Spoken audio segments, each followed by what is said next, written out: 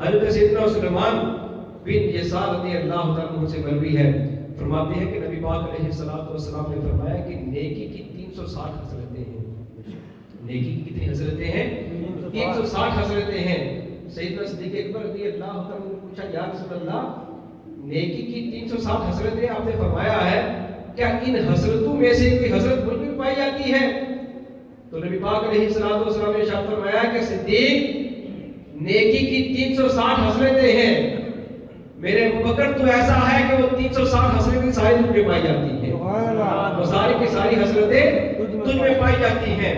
صدیق اکبر رضی اللہ تعالیٰ عنہ سے محبت کرنے والا جو بندہ صدیق اکبر سے محبت کرے گا وہ پکا مومن ہے، بندہ پکا مومن ہے۔ وہ جو بندہ صدیق اکبر سے بغض رکھے گا وہ پکا منافق ہے، بندہ پکا منافق ہے، بندہ کیا ہے؟ پکا منافق ہے۔